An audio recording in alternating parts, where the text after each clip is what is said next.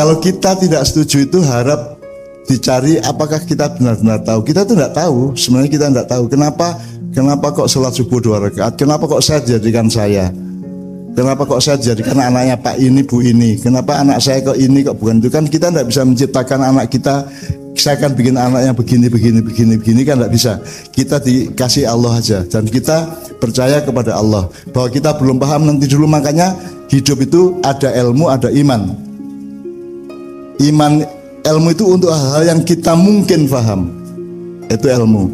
Tapi kalau yang sesuatu yang kita tidak mungkin paham, tidak mungkin tahu, itu pakailah iman. Sama dengan soal istrimu kemana, suamimu kemana, bojomu mikir apa, batine lapo, itu Allah mewajibkan kita tidak usah tahu. Bayangkan nek kowe iso krungu omongane tonggo, karena telinga kita itu sangat bikin peka, bisa mendengar suara 200 meter misalnya. Tonggomu ngerasani kowe nesu kok obong omahe sak piturute. Apa meneh suami istri kok tahu hatinya, bojoku iki jane mikir aku apa mikir apa wedok liya, nesu kowe kerengan. Jadi Allah membatasi diri justru untuk merahmati kita. Jadi jangan lupa bahwa kebebasan itu bukan segala-galanya. Jangan percaya sama orang modern yang mengandalkan kebebasan. Kita tuh butuh tidak bebas. Kalau kita bebas kita malah celaka. Banyak hal yang begitu. Jadi alhamdulillah kita dibatasi. Alhamdulillah kita dikasih batasan-batasan oleh Allah. Maka kemerdekaan itu kalau saya di Ma'iyah, kemerdekaan itu adalah cara atau thariqah untuk mengetahui batasnya di mana. Kita harus merdeka supaya tahu batasnya, bukan merdeka untuk merdeka. Karena kalau kamu merdeka betul, piye kowe? Kamu harus tahu batas bahwa nek kowe nang Malioboro kuwi ojo katokan, nek iso colonoan kelamben gitu ya. Nek kowe ora ngerti batas kan sak karep-karepmu, semau-mau saya, demokrasi, saya melakukan apa yang saya mau. Kan kalau di barat kan gitu, do what you want to do, lakukan apa yang kamu mau lakukan. Ya ora iso no, ya ora iso no. Kepengin nguyuh langsung. Nek wedok terus ngene, ora iso. Semua itu membutuhkan batas-batas, karena hakikat hidup itu batas. Makanya kita harus menikmati batas-batas itu dan mencari ilmunya atau mencari hikmahnya, gitu ya teman sekalian. Oke. Assalamualaikum warahmatullahi wabarakatuh. Alhamdulillah,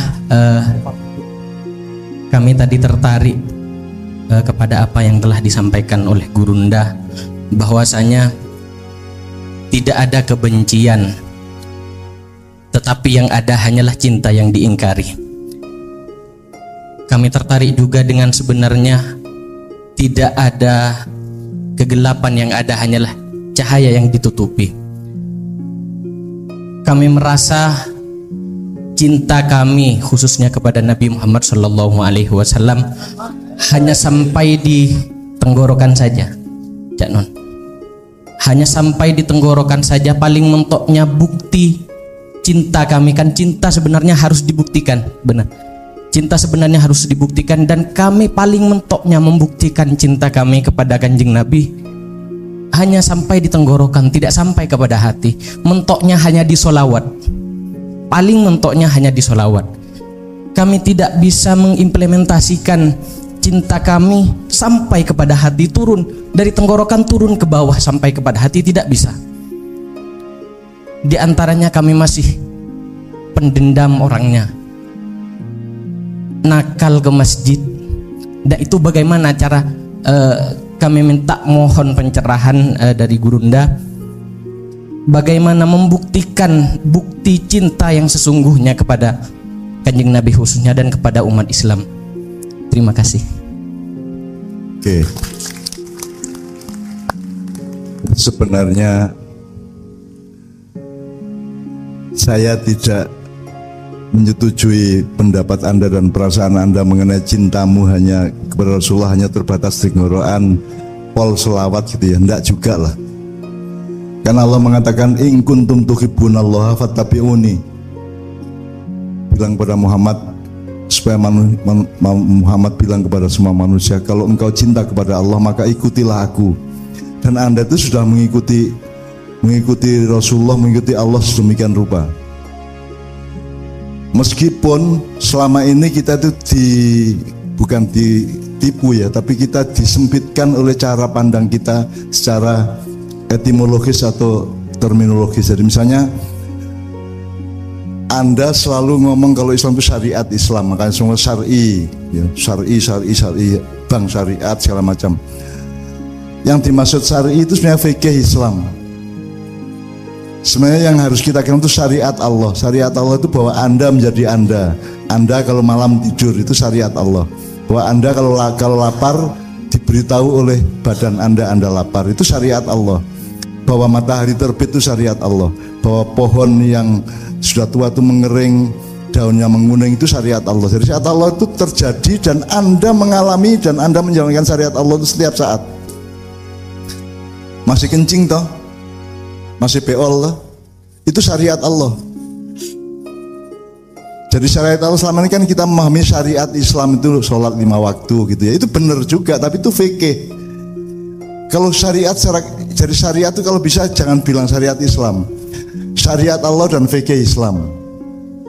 Karena kita ini dikenalkan oleh ulama-ulama sesuatu yang kadang-kadang dipersempit. Misalnya saya kasih contoh yang lain ya. Misalnya kita ini kan berdakwah namanya amar ma'ruf nahi mungkar. Padahal ada 3 klausul. 1, dakwah khair, yad'una ilal khair, wa ya'muruna bil ma'ruf wa yanhauna 'anil munkar. Jadi ada 3. 1, menganjurkan kebaikan dan mengajak dan memengaruhi orang untuk berbuat baik. 1 itu dakwah khair namanya. Nomor 2 baru amar ma'ruf. Kalau dakwah sama amar itu bedanya. Kalau dakwah itu hanya dianjurkan, dilakukan, dianjurkan, direkomendasikan, itu namanya dakwah. Kalau amar itu diperintahkan. Jadi tugas masyarakat bukan amar ma'ruf, tugas masyarakat itu dakwah khair. Selama ini kan kita ngomongnya amar ma'ruf nahi mungkar. Amar ma'ruf itu, amar itu perintah. Makanya amar tidak khair, bukan amar khair tapi amar ma'ruf. Bedanya khair sama ma'ruf, kalau khair itu kebaikan dan kebenaran dari Allah yang masih universal. Semua itu baik. Misalnya menghormati orang tua itu baik. Itu kebaikan ya. Tapi cara menghormatinya kan beda-beda. Setiap suku, setiap bangsa gitu ya. Ada yang cium tangan, ada yang tidak. Saya tanya, apakah cium tangan itu sunnah Rasulullah bukan? Apakah Aisyah kalau ketemu Nabi Muhammad cium tangan apa tidak? Ada yang tahu? Apakah Sayyidina Abu Bakar kalau ketemu Nabi Muhammad cium tangan apa tidak? Pernah ada bahannya? Jadi cium tangan itu tafsir kita sendiri. Dan itu baik, tidak apa-apa. Tapi Nabi Muhammad itu tidak pernah cium tangan. Misalnya ketemu malaikat Jibril kan hormat kepada Nabi Muhammad. Apakah malaikat Jibril kalau datang ke Nabi Muhammad cium tangan? Jadi cium tangan itu tafsir kita. Itu ijtihad kita, itu upaya kita untuk menerjemahkan atau mengejawantahkan, mewujudkan kebaikan. Tapi bukan langsung perintah Allah. Perintah Allah hanya ikramud duyuf, birrul walidain ya, menghormati orang baik kepada orang tua, hormat kepada tamu. Tapi cara menghormatinya, cara berbuat baik pada orang tua itu dicari sendiri oleh manusia dan berbeda-beda di setiap kelompok gitu ya. Makanya kita tidak bisa mengikuti Muhammad kecuali prinsipnya. Selama ini kan ada kelompok di kalangan Islam yang Nabi Muhammad yang mengatakan bahwa Nabi Muhammad itu sudah lengkap memberi contoh. Ya tidak lengkap, tidak bisa lengkap. Nabi Muhammad bukan orang Bantul atau Gunung Kidul kok. Nabi Muhammad itu memberi contoh kepada kita akidah dan akhlak, tapi tidak budaya, tidak tamadun, tidak sakofah, tidak peradaban. Jadi kalau cara menghormati orang tua itu yang ditransfer ke kita adalah bahwa kita harus menghormati orang tua, bahwa caranya itu ada yang cium tangan, ada yang memeluk, ada yang cium dengkul segala macam itu monggo. Yang penting hormat kepada orang tua. Jadi kita tidak bisa meniru Rasulullah 100% terutama di bidang budaya. Nabi Muhammad tidak pernah mancing, tidak pernah pesan GoFood, tidak pernah Grab, tidak pernah naik kereta api. Nabi Muhammad itu kereta api aja nggak tahu kok. Besok-besok tanya sama kalau ketemu di surga Nabi, mboten ngetos sepur to sampean. Gitu. Pun tahu mireng enten sepur, belum pernah dia dengar. Joyoboyo aja yang hidup 4 abad setelah Rasulullah itu mengatakan kereta ngawang kereta melaku ning awang-awang, pesawat maksudnya. Jadi Joyoboyo juga nggak ngerti ada sepeda, nggak ngerti mas. Surabaya itu enggak ngerti ada stasiun, enggak ngerti. Nabi Muhammad, Nabi Musa apalagi enggak tahu stasiun itu. Enggak apa-apa, memang enggak tahu kok, dan tidak harus tahu. Dan kita tidak harus meniru Nabi Muhammad di segala hal. Yang kita tiru adalah akidah dan akhlaknya. Kalau budayanya enggak mungkin. Nabi Muhammad itu mangan nganggo sendok era tahu kok. Aku gue sendokan kabeh garpuan kabeh. Nabi Muhammad pakai 3 jari. Iya gue nek kurma, anek mie godhog. Nganggo 3 jari. Rawon piye gue? Sop ya piye nek nganggo 3 jari. Ya dikokop akhirnya kan gitu kan. Jadi teman sekalian, mari kita rasional dan proporsional gitu ya. Kita yang masuk akal dan yang pada tempatnya gitu ya. Tidak semua kita bisa tiru Nabi. Jadi sekali lagi kepada teman saya dari Madura, Anda sudah mengikuti sunnah Rasul demikian rupa. Sunnah Rasul tidak harus teknis bahwa makan harus begini. Aku takon, Nabi Muhammad punya sumur enggak? Pernah nimba enggak? Enggak pernah toh? Apa kalau Nabi Muhammad tidak pernah nimba terus Anda tidak nimba gitu? Yang kita tiru adalah kebersihannya, ketertibannya, disiplin hidupnya gitu ya. Tapi kalau sumurnya enggak ada sumur di sana ya. PDAM juga enggak ada di Mekah waktu itu gitu ya. Pemenang yang enggak ada. Sepak bola Kanjuruan enggak ada sepak bola zaman Nabi Muhammad. Enggak ada. Jadi kita tidak lantas saiki semua itu pada lebay gitu ya. Kita tidur dengan istri katanya sunnah Rasul gitu kan. Kok sing gak sing diomong ngono iku lho. Malam Jumat sunnah Rasul gitu ya. Sing ngarani sapa? Sing itu hadis yang mana, sirah yang mana, apa sunnah yang mana gitu loh. Wong ndak ada bahannya kok. Rasulullah itu ngene dipersoalkan karo umat saiki. Tahiyat itu langsung at-tahiyat apa asyhadu alla ilaha lagi ngene, ilallah lagi ngene. Terus ngene-nya itu gini apa ke atas apa ke bawah? Yo kan yo Nabi yo gak sampai sak unur ya. Wis pokoke sing penting doding gitu loh. Bawan doding lah nek sing tangane ku dere apa. Jadi omene sing dihubung-hubung ono Mas, aliran sing asyhadu alla ilaha illallah Muhammadur Rasulullah terus dihubung-hubung. Jadi ada apa namanya, syahadat kumparan namanya, mupeng. Jadi teman sekalian, mari kita rasional dan proporsional sekali lagi ya. Akliyah dan nakliyah, atau kalau proporsional itu bahasa Arabnya apa ya? Fi waktihi wa makanihi lah ya. Jadi kontekstual lah ya.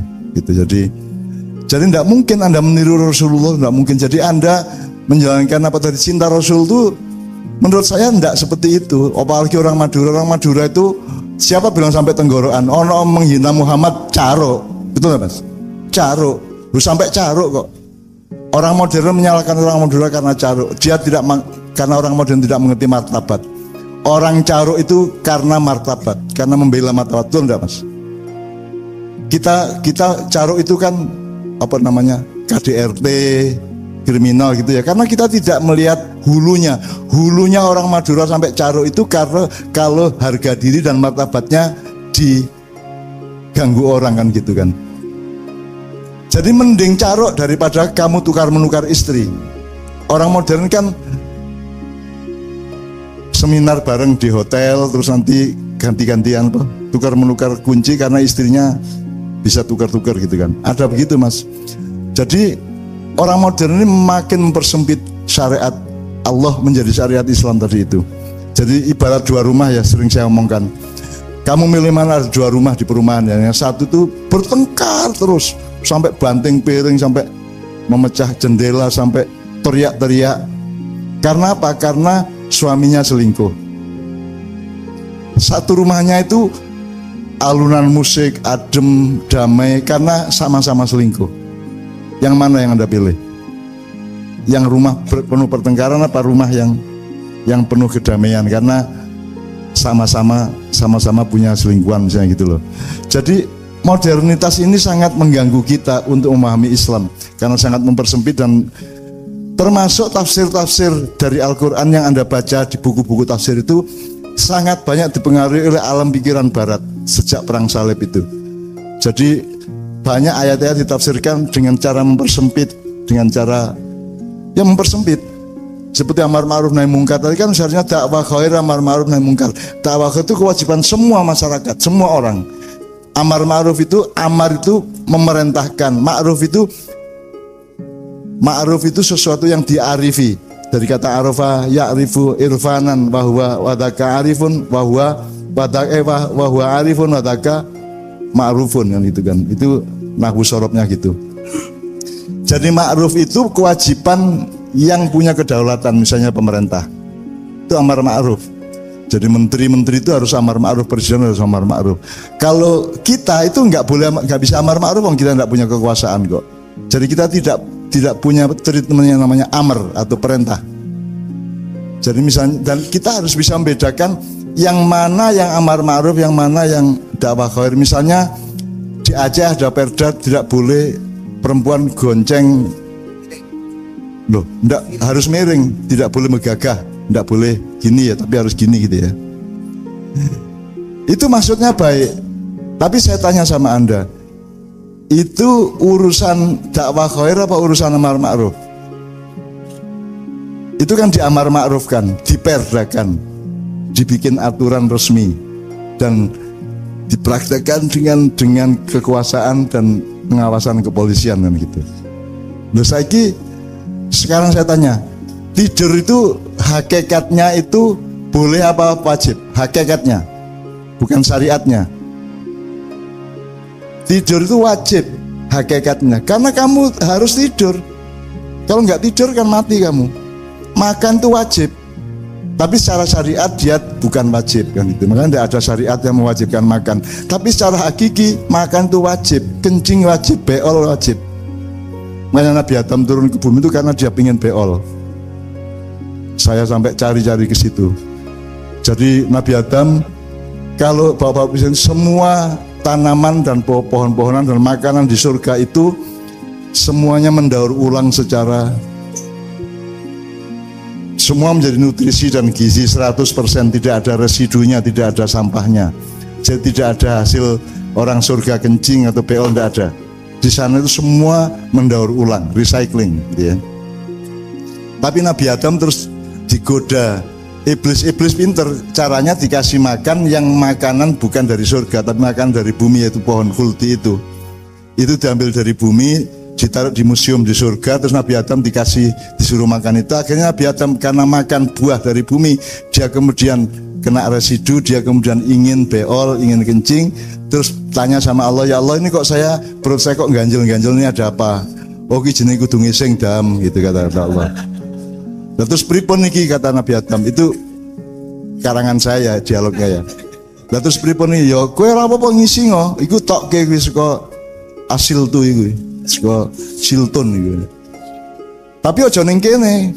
Di surga tidak ada residu, tidak ada tai, tidak ada WC, tidak ada peceren, tidak ada jumbleng, tidak ada toilet. Di surga tidak ada toilet karena manusia tidak memerlukan itu, karena semua mendaur ulang menjadi nutrisi dan gizi kan gitu. Lah terus pripun? Ayo kowe nek arep ngising kono nang bumi. Akhirnya diantarkan oleh malaikat Israel ke bumi dalam keadaan dia kebelet ngising. Iya. Jadi begitu sampai di bumi langsung gitu kan. Gitu.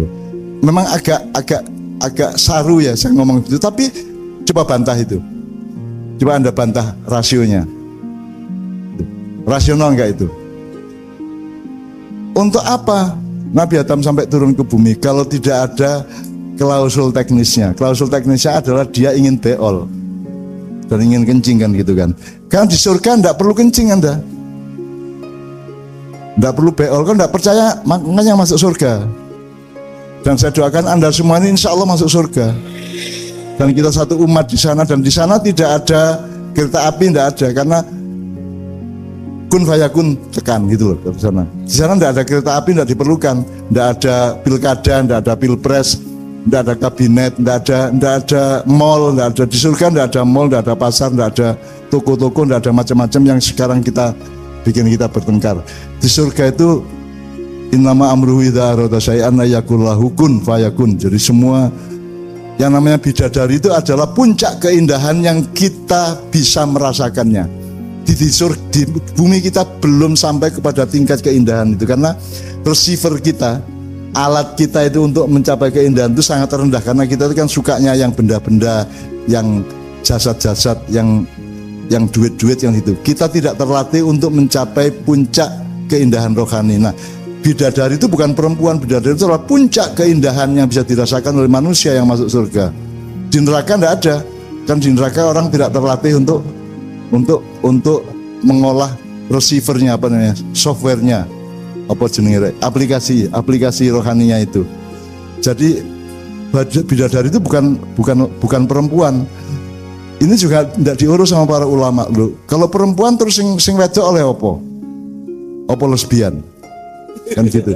Nah, bidadari itu adalah sesuatu yang merupakan puncak keindahan. Yang orang yang masuk surga berarti sudah melatih receiver rohaninya itu selama di bumi, karena seperti orang Madura tadi, karena rajin sholat, rajin beribadah, rajin sholawat segala macam, dan berbuat baik kepada kiri kanannya semuanya, maka dia terlatih untuk sampai ke tingkat receiving keindahan yang tertinggi itu. Maka itu yang disebut bidadari. Jadi bidadari itu bukan, Anda membayangkan bidadari jangan seperti materialisme. Jadi sama dengan Yunus, Nabi dapat wahyu, wali dapat karomah, kalau manusia dapat ilham gitu ya. Itu sama sebenarnya, wahyu dan itu semua hidayah. Cuman bedanya adalah kalau Nabi itu punya receiver rohani, sehingga dia bisa menerima aplikasi, bisa mengakses hidayah yang tertinggi tingkatnya yang namanya wahyu. Kalau para wali mungkin receivernya agak lebih rendah sedikit, OS-nya ya, atau iOS-nya gitu ya, operating systemnya itu agak lebih rendah, maka hanya bisa menerima yang karomah. Meskipun orang umum itu hanya bisa ilham. Sebenarnya Anda tiap hari dapat wahyu. Kita semua, Allah tiap hari memberi wahyu, tiap hari, tiap saat. Jangankan kepada manusia, kepada lebah-lebah, kepada tawon, Allah memberi wahyu. Baca Al-Quran, wa auha ilan nahli, dan aku memberi wahyu kepada lebah-lebah. Kurang piye? Tidak mungkin sesuatu terjadi kalau tidak diwahyukan oleh Allah. Nabi Musa disuruh, ya Musa idrib ya sokal bahr, pukulkan tongkatmu di air laut. Anda pikir itu ayatnya? Ada ayat berikutnya yang tidak disebutkan di Al-Quran, tapi itu disebutkan di dalam ranah kecerdasan Anda dan imajinasi Anda. Wahai air, membelahlah begitu disentuh oleh tongkat Musa. Itu ada ayatnya, cuma tidak ada di Al-Quran. Kamu pikir Allah itu cuma bikin Quran? Allah yang maha besar, maha kuasa, maha segala-galanya hanya bikin Quran segini itu. Ada Quran yang tidak terbatas, yang letaknya ada di 3 tempat. Literer, ya Al-Quran yang literer itu yang tertulis, yang diungkapkan melalui kata-kata. Terus ada fil afaqi wa fi anfusikum. Di alam semesta ini ayat-ayat Allah, wahyu Allah bertebaran tidak karu-karuan, dan di dalam dirimu, di dalam dirimu masing-masing Allah selalu memberi ayat, memberi wahyu. Makanya bangunlah situasi dirimu, batinmu sedemikian rupa supaya engkau mudah menerima wahyu Allah. Meskipun mungkin kadar yang bisa Anda terima bukan wahyu, tapi kadarnya kadar ilham, kadar hidayah yang paling rendah gitu ya. Mungkin sedikit-sedikit karomah gitu ya. Saya kira karomah itu juga lebih luas daripada yang sekedar diterima oleh para wali-wali yang kita kenal gitu ya. Orang bisa,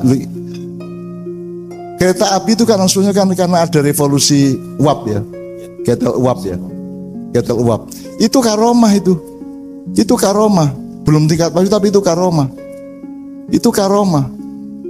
Sama dengan Archimedes melihat menyaksikan apple di kolam itu karomah.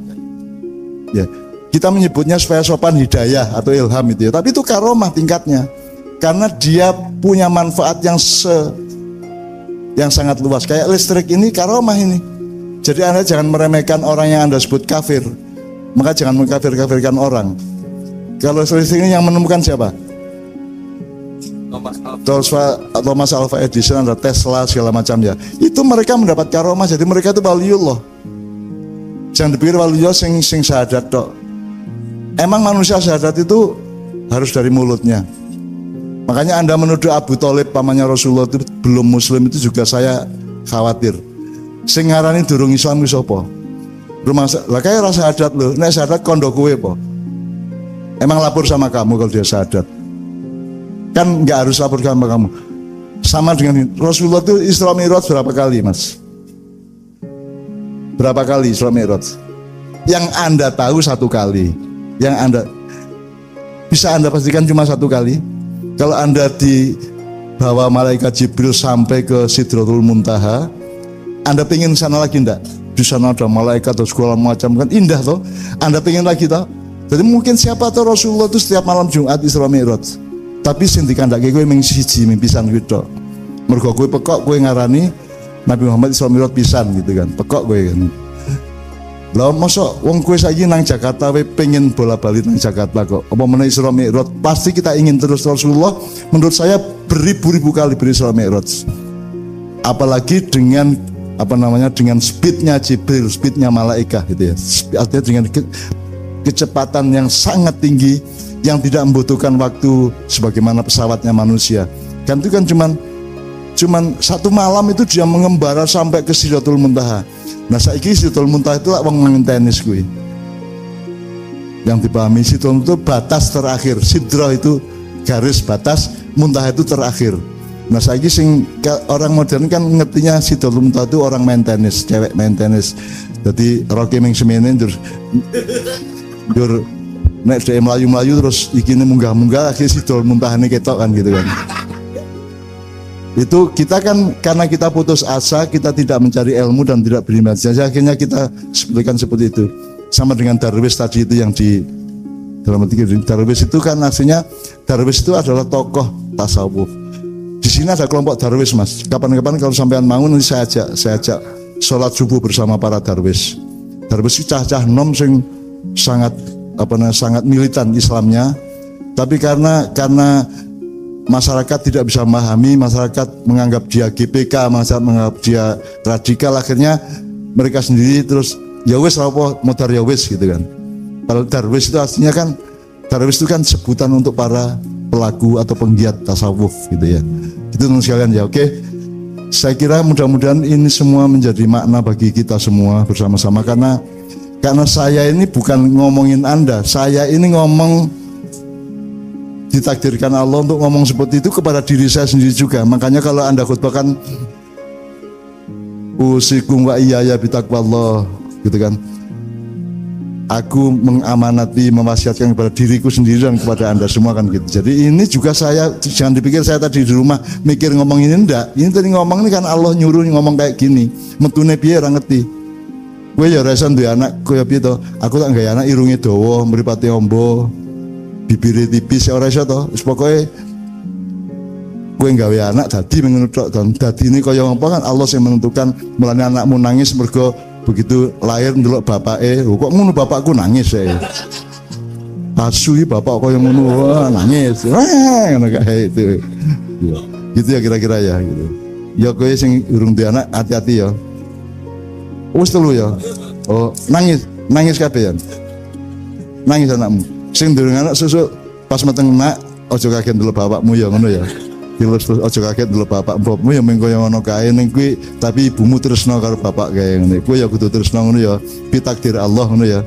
Jadi ya kuwi guyon rek ya.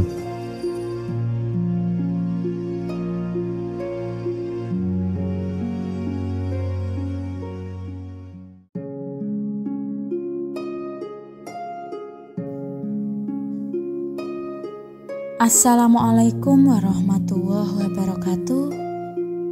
Akidah akhlak.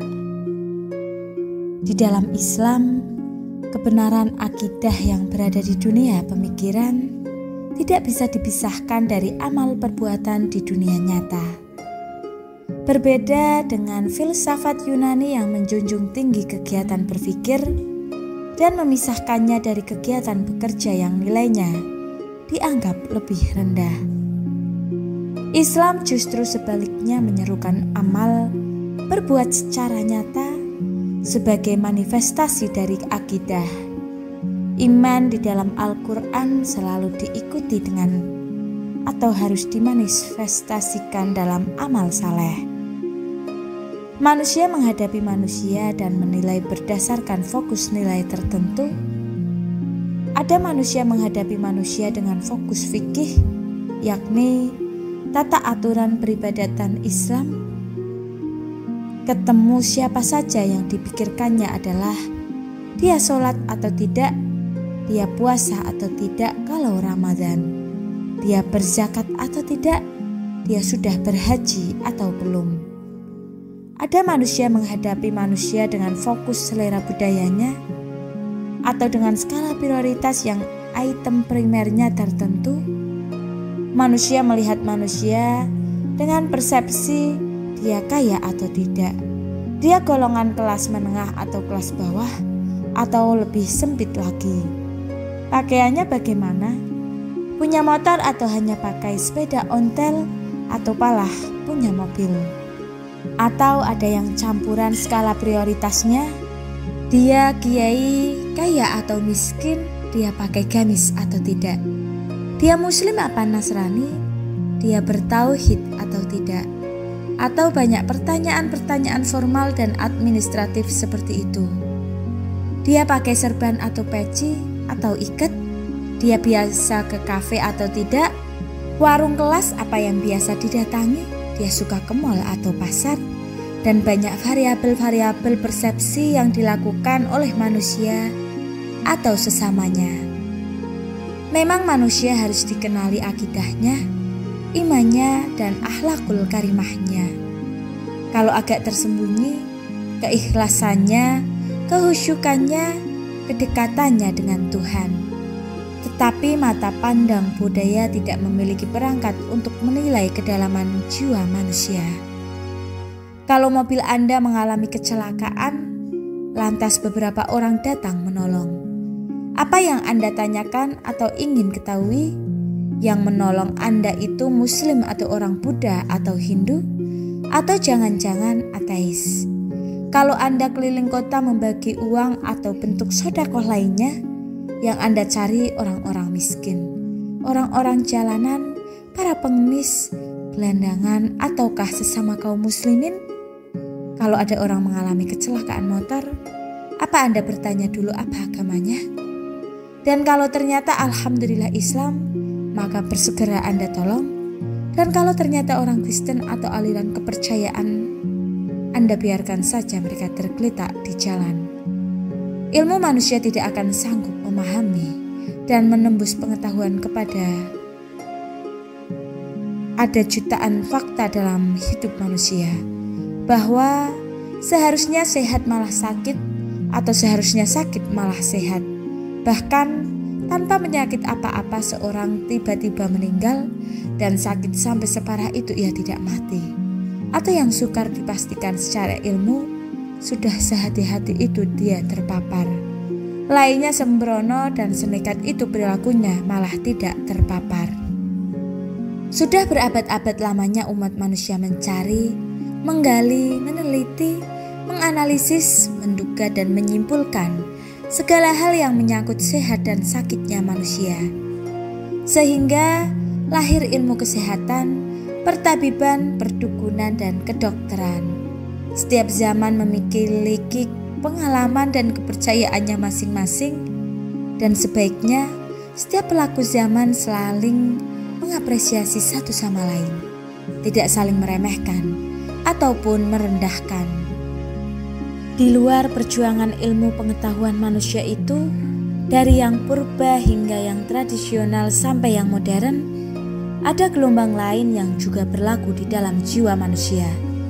Terdapat juga dimensi yang disuplai oleh agama, misalnya kepercayaan, takwa, tawakal yang intinya adalah kepasrahan terhadap suatu kekuatan dan ketentuan yang berasal dari luar jangkauan akal pikiran manusia.